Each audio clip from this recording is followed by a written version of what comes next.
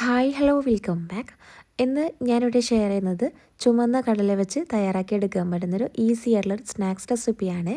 അപ്പോൾ video skip ചെയ്ത് കാണാൻ ഇഷ്ടമായി ലൈക്ക് ചെയ്യാനും ഷെയർ ചെയ്യാനും പിന്നെ സബ്സ്ക്രൈബ് ചെയ്യാനും മറക്കല്ലേ. അപ്പോൾ നേരെ വീഡിയോയിലേക്ക് കിടക്കാം.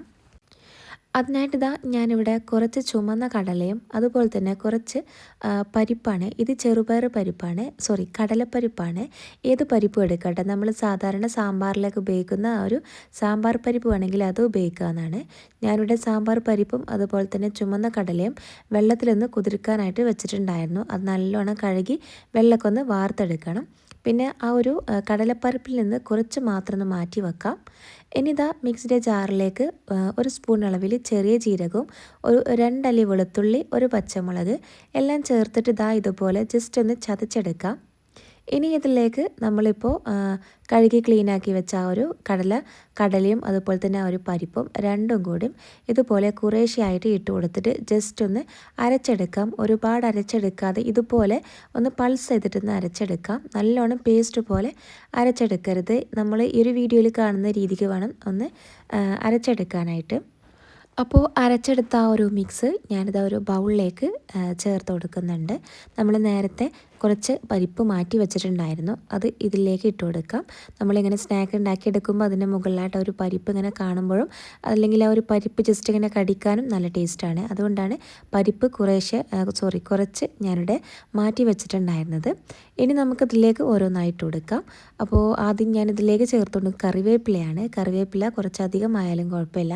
പിന്നെ ഇഞ്ചി ചെറുതായിട്ട് കട്ട് ചെയ്തിട്ട് അല്ലെങ്കിൽ ചതച്ചിട്ടോ വേണമെങ്കിൽ ചേർത്ത് കൊടുക്കാം. അപ്പോൾ ഇഞ്ചി ഞാനിവിടെ ചെറുതായിട്ട് അരിഞ്ഞിട്ടാണ് ചേർത്ത് കൊടുത്തിട്ടുണ്ടായിരുന്നത്. ഇനിയിപ്പോൾ പച്ചമുളക്, നമുക്ക് എരിവിനായിട്ടുള്ള പച്ചമുളക് എത്ര വേണമെങ്കിലും ഇതുപോലെ ചെറുതായിട്ട് ഇട്ട് കൊടുക്കുക കേട്ടോ. അല്ലാന്നുണ്ടെങ്കിൽ നിങ്ങൾക്ക് നമ്മൾ നേരത്തെ അരച്ചെടുത്തപ്പോൾ അതിലേക്ക് പച്ചമുളകിൻ്റെ എണ്ണം കൂട്ടി കൊടുത്താലും മതി. ഞാനിപ്പോൾ അരിഞ്ഞിട്ടെടുത്തിട്ടാണ് പച്ചമുളക് കൂടുതലായിട്ടും ഇട്ട് കൊടുത്തിട്ടുണ്ടായിരുന്നത്. ഇനി ഇതിലേക്ക് സവാള ചേർത്ത് കൊടുക്കാം. ഒരു സവാള ഫുള്ളായിട്ട് എടുത്തിട്ടില്ല, അതിൻ്റെ പകുതി ചെറുതായിട്ട് കുഞ്ഞാന്ന് അരിഞ്ഞെടുത്തിട്ടുണ്ട്. അതാണ് ഇതിലേക്ക് ചേർത്ത് കൊടുത്തിട്ടുണ്ടായിരുന്നത്. അപ്പോൾ സവാളയും കൂടി ഞാനിവിടെ ചേർത്ത് കൊടുത്തിട്ടുണ്ട്. ഇനി ഇതിലേക്ക് ആവശ്യത്തിനുള്ള ഉപ്പും കൂടിയും ചേർത്ത് കൊടുക്കാം. എന്നിട്ട് കൈ വെച്ച് നല്ലോണം തിരുമ്മിയെടുക്കുക. അതായത് ഇതൊന്ന് കുഴച്ചെടുക്കാം. നമുക്ക് കയ്യിൽ വെച്ചിട്ട് ഇങ്ങനെ ജസ്റ്റ് ഇങ്ങനെ പരത്തിയെടുക്കുക. അതായത് പരിപ്പ് വടയുടെ ഷേപ്പിലൊക്കെയാണ് ഇപ്പം ഞാനിത് ഉണ്ടാക്കിയെടുക്കുന്നത്. ആ ഒരു ഷേപ്പിൽ കിട്ടണമെന്നുണ്ടെങ്കിൽ ഇതുപോലെ നല്ലോണം കുഴച്ചെടുക്കാം. അപ്പോൾ ആ ഒരു പരിപ്പുവട ഷേപ്പിലാണ് ഞാനിത് പരത്തിയെടുക്കുന്നത്. എന്നിട്ട് ഓയിലിൽ നല്ലോണം ഫ്രൈ ആക്കി എടുത്താൽ മതി. സാധാരണ നമ്മൾ പരിപ്പട ഉണ്ടാക്കുന്ന ആ ഒരു രീതി തന്നെയാണ്. നമ്മളിവിടെ പരിപ്പിന് പകരമായിട്ട് കൂടുതലായിട്ടും യൂസ് ചെയ്യുന്നത് കടലയാണ്. നമുക്കിനി പരിപ്പില്ലാതെ കടല മാത്രം വെച്ചിട്ടും ഇങ്ങനെ ഉണ്ടാക്കിയെടുക്കാവുന്നതാണ്. അപ്പോൾ നമ്മുടെ വീട്ടിൽ എപ്പോഴും പരിപ്പ് ഉണ്ടായിക്കോണമെന്നില്ല. അല്ലാത്ത ടൈമിലൊക്കെ നമുക്ക് പരിപ്പോടെ ഉണ്ടാക്കി കഴിക്കണം തോന്നുകയാണെന്നുണ്ടെങ്കിൽ ഇതുപോലെ കടല മാത്രം മതി കേട്ടോ. അപ്പോൾ നിങ്ങൾക്ക് വേണമെന്നുണ്ടെങ്കിൽ ആ ഒരു പരിപ്പ് ഒഴിവാക്കിയിട്ട് കടല മാത്രമായിട്ട് ഉണ്ടാക്കിയെടുക്കാവുന്നതാണ്. അപ്പോഴും നല്ല ടേസ്റ്റാണ്. എന്തായാലും ഒന്ന് ട്രൈ ചെയ്ത് നോക്കുക. അപ്പോൾ ഞാൻ ഇതുപോലെ ഒന്ന് ഷേപ്പാക്കി എടുത്തിട്ടുണ്ട്. ഇനി നമ്മൾ ഓയിലൊന്ന് ചൂടാക്കി എടുക്കുക. എന്നിട്ട് മീഡിയം ഫ്ലെയിമിലിട്ടിട്ട് തിരിച്ചും മറിച്ചിട്ടെടുത്തിട്ട് ഒന്ന് ഫ്രൈ ചെയ്തെടുത്താൽ മതി. ഒരു ഗോൾഡൻ കളറായി വന്നാൽ നമുക്കത് കോരി മാറ്റട്ടോ. നല്ല ക്രിസ്പി ആയിട്ടാണ് നമുക്കൊരു വട കിട്ടിയിട്ടുണ്ടായിരുന്നത്. ഇത് നമുക്ക് വൈകുന്നേരം ചായയുടെ കൂടെയൊക്കെ കഴിക്കാൻ അടിപൊളിയായിരിക്കും. അപ്പോൾ ട്രൈ ചെയ്ത് നോക്കിയിട്ട് ഫീഡ്ബാക്ക് അറിയിക്കാനും കൂടി മറക്കല്ലേ.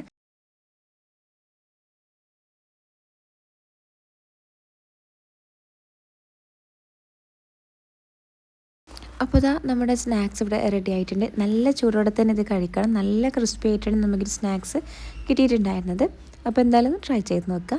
പിന്നെ ഇതിൻ്റെ കൂടെ തന്നെ ഞാനൊരു അരിയുണ്ടുള്ള റെസിപ്പിയും കൂടി ഷെയർ ചെയ്യുന്നുണ്ട്. നമുക്കതെങ്ങനെ തയ്യാറാക്കി എടുക്കുക എന്നുള്ളത് നോക്കാം. അതിനായിട്ട് ഞാനിവിടെ കുറച്ച് അരി എടുത്തിട്ടുണ്ട്. നമുക്ക് ഏത് അരി വേണമെങ്കിലും എടുക്കാവുന്നതാണ്. ആദ്യം അരി നമുക്ക് ഇതുപോലത്തെ ഒരു ചട്ടിയിലേക്ക്, അതൊരു മൺചട്ടിയിൽ ഇട്ട് വറുത്തെടുക്കാനായിട്ട് നോക്കുക. അങ്ങനെ ആകുമ്പോൾ നമുക്ക് പെട്ടെന്ന് തന്നെ അരി വറുത്തെടുക്കാനായിട്ട് പറ്റും. ഇതുപോലെ ഇങ്ങനെ പൊരിഞ്ഞു വരും കേട്ടോ. അങ്ങനെ വരുന്ന സമയത്ത് നമുക്കതിൽ നിന്ന് മാറ്റിയെടുക്കാം. ഇനി ഒരു പ്ലേറ്റിലോട്ട് മാറ്റി കൊടുത്തിട്ടുണ്ട്. നല്ലോണം തണുത്തതിന് ശേഷം നമുക്കത് മിക്സിയുടെ ജാറിലേക്ക് ഇട്ട് കൊടുത്തിട്ട് ഇതുപോലെ ഫൈനായിട്ടൊന്ന് പൊടിച്ചെടുക്കണേ. അപ്പോൾ ഞാൻ കുറേശ്ശെ ആയിട്ടാണ് പൊടിച്ചെടുത്തിട്ടുണ്ടായിരുന്നത്.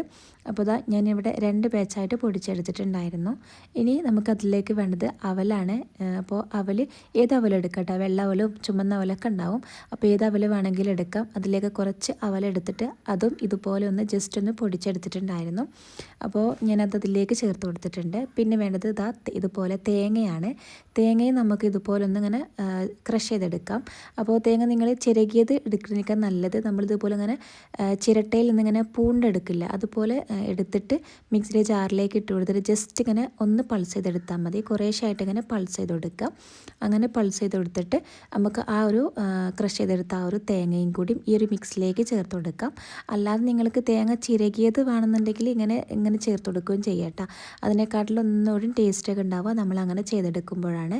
തേങ്ങനെ പൂണ്ടിട്ട് നമ്മളിങ്ങനെ ക്രഷ് ചെയ്തെടുത്തിട്ട് ഇതിലേക്ക് ചേർത്ത് കൊടുക്കുമ്പോഴാണ് ഒന്നുകൂടി ടേസ്റ്റ് ഉണ്ടാവുക. ഇനി ഇതിലേക്ക് നമുക്ക് മധുരത്തിനായിട്ട് ചേർത്ത് കൊടുക്കാനായിട്ട് പോകുന്നത് ശർക്കര പാനിയാണ്. അപ്പോൾ ശർക്കര പാനി ഞാനിവിടെ നേരത്തെ തന്നെ ഒന്ന് മെൽറ്റാക്കി എടുത്തിട്ടുണ്ടായിരുന്നു. അതിൽ കരടൊക്കെ ഒന്ന് അരിച്ചിട്ടാണ് ഞാൻ ഇതിലേക്ക് ഒഴിച്ചു കൊടുത്തിട്ടുണ്ടായിരുന്നത്. കുറേശ്ശായിട്ട് ഇതുപോലെ ഒന്ന് ഒഴിച്ചു കൊടുക്കുക. ഫുള്ളായിട്ട് ഒഴിച്ചു കൊടുക്കാതെ കുറേശ്ശായിട്ട് ഒഴിച്ചു കൊടുത്തിട്ട് നല്ലോണം കൈ കൊണ്ട് തന്നെ ഇതുപോലെ കുഴച്ചെടുക്കുക കേട്ടോ. നമുക്കിങ്ങനെ കയ്യിൽ വെച്ചിട്ട് ഇങ്ങനെ ബോൾസാക്കി എടുക്കാൻ പറ്റുന്ന രൂപത്തിലാവുന്ന വരെ നമുക്കതിലേക്ക് കുറേശ്ശായിട്ട് ഇതുപോലെ ശർക്കര പാനി ഒഴിച്ചു കൊടുക്കാവുന്നതാണ്. നിങ്ങൾക്ക് വേണമെന്നുണ്ടെങ്കിൽ ഇതിലേക്ക് കുറച്ച് നെയ്യും കൂടി ആഡ് ചെയ്ത് കൊടുക്കാവുന്നതാണ് കേട്ടോ. അപ്പം ഞാനിവിടെ നെയ്യൊന്നും ചേർത്ത് കൊടുത്തിട്ടുണ്ടായിരുന്നില്ല. അപ്പോൾ ഇതുപോലെ ഒന്ന് ബോൾസാക്കി എടുത്തിട്ടുണ്ട്. നമുക്കിത് എത്ര ദിവസം വേണമെങ്കിലും സൂക്ഷിച്ച് വെക്കാവുന്നതാണ്. അപ്പോൾ ഇത് ഫ്രിഡ്ജിൽ വേണം സൂക്ഷിച്ച് വെക്കാനായിട്ട് കേട്ടോ. അല്ലാന്നുണ്ടെങ്കിൽ പെട്ടെന്ന് കേടുവരാനുള്ള ചാൻസ് ഉണ്ട്. അതിലേക്ക് നമ്മൾ തേങ്ങയൊക്കെ ചേർത്ത് കൊടുത്തുകൊണ്ട് തന്നെ പുറത്ത് വെക്കുകയാണെന്നുണ്ടെങ്കിൽ പുറത്തൊരു 2 ദിവസം വരെയൊക്കെ ഇരിക്കും. അല്ല നമ്മൾ ഫ്രിഡ്ജിൽ സ്റ്റോർ ചെയ്ത് വെക്കുന്നതായിരിക്കും ഒന്നുകൂടി നല്ലത് കേട്ടോ. ഇതുപോലെ കുറേശ്ശായിട്ട് ഉണ്ടാക്കി സ്റ്റോർ ചെയ്ത് വെക്കുകയാണെന്നുണ്ടെങ്കിൽ മക്കളൊക്കെ സ്കൂൾ വിട്ട് വരുന്ന ടൈമിൽ നമുക്ക് ഓരോന്നായിട്ടൊക്കെ എടുത്ത് കൊടുക്കാവുന്നതാണ്. കഴിക്കാൻ നല്ല ടേസ്റ്റാണ്. അപ്പോൾ എന്തായാലും ട്രൈ ചെയ്ത് നോക്കാം. അപ്പോൾ ഇതുപോലത്തെ ഈസിയായ റെസിപ്പീസിനൊക്കെ വേണ്ടി ചാനൽ സബ്സ്ക്രൈബ് ചെയ്യുക. സബ്സ്ക്രൈബ് ചെയ്യുമ്പോൾ ബെല്ലൈക്കൺ പ്രസ് ചെയ്ത് ഓൾ എന്ന ഓപ്ഷനും കൂടി കൊടുക്കാൻ മറക്കല്ലേ. എങ്കിൽ മാത്രമേ ഞാനിടുന്ന വീഡിയോസിൻ്റെ നോട്ടിഫിക്കേഷൻ നിങ്ങൾക്ക് ലഭിക്കുള്ളൂ. അപ്പോൾ ഇൻഷാ അല്ലാഹ് പുതിയൊരു വീഡിയോയിൽ കാണാം. താങ്ക്